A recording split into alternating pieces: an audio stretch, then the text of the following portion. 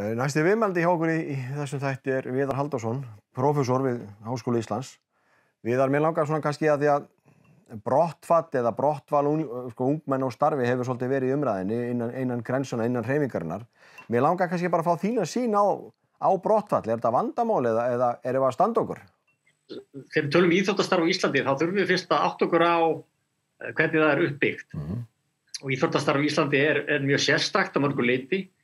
Það sem við erum með þessi hverfa íþróttafélög sem að sinna íbúum hverfa og þau eru í eigu, þú veist, þetta eru svona almanna íþróttafélög, þetta er ekki í eigu einhver einstaklinga eða fyrirtækja og þeim er ætlað að sinna fjöldanum.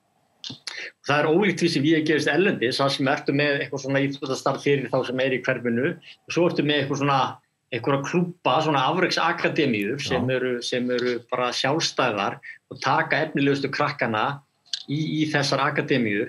Þannig víða erlendis eru tvær leiðir, annarkvort ertu bara svona venjulegur og ert eitthvað svona að gutla í íþróttum í hverfinuðinu og það eru kannski foreldrar að þjálfa og eitthvað slíkt.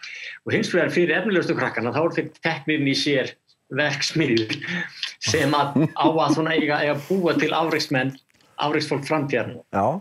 Við blöndum þessu öllu saman á Íslandi og erum með þessi hverfa íþróttafélög og erum þess vegna með gríðarlega mikla þátttöku. Þannig þegar erum við svona almennt starf og nánast allir taka þátt einhvern tímann í barnæsku sinni, í íþróttum, þá gefur hann alltaf auga leið að það verður brottfall. Það er ekkert eðlilegt að þessi 90% haldist upp allan stiga. Og brottfallið hefst þegar að svona börnin fara svona sjóndeildarhringur þeirra fyrir að víkka, taumhald foreldranna minnka, þau fara meira að finna sér önnur áhugamál, finna sér ekki í íþróttum og allt það. Það eru ýmsar ástæður fyrir brottfalli.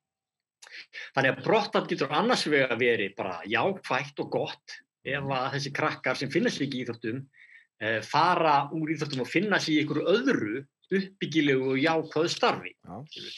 Vandamála brottfallið sem við teljum er oft það brottfall það sem að krakkar hætta í þessu skipulífstarfi en það tekur ekkert við.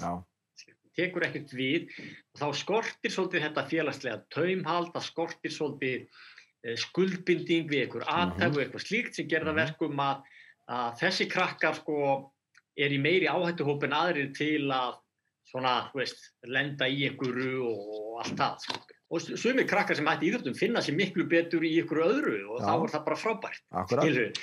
En þú veist, brottfall er alltaf eðlilegur hlut. Þegar þú ert með nánast alla krakka sem taka þátt í íþróttastarfi og fara inn í þetta 4, 5, 6 ára þegar þú eru bara börn, þá er bara brottfall mjög eðlilegt. Það verður mjög óeðlilegt ef það er ekki brottfall. Akkurat, já. Þannig það skiptir máli hvernig við lítum á þetta. Og ég sagði ef að krakkandi mín hætta í íþróttum 18 ára eða 19 ára þegar þú veist þessum unglingaflokkum er lokið, fara að gera eitthvað annað. Ef þau eru bara góðum stað í lífinu, góð félagstengsl, þú veist bara gott hugafar, líkamlega góðu formi, góð gildi, það er stóri sigur. En er það mat þitt við að hreyfingi sé að standa sig þar? Að búa til þessa karaktera einstaklinga? Almennt séð, já. Ég held að almennt séð er íþróttastarf á Íslandi mjög gott og það eru mjög margir, ég er búinn að fara út allan heim að tala íþróttastarf á Íslandi og kynna það og segja frá því rannsóknum. Og yfirleitt það, þú veist, við erum öfunduð af þessu íþróttastarfi bara út allan heim að hvernig það er uppbyggt og hvernig því er sinnt. En það þýðir ekki það að það sé fullkomið.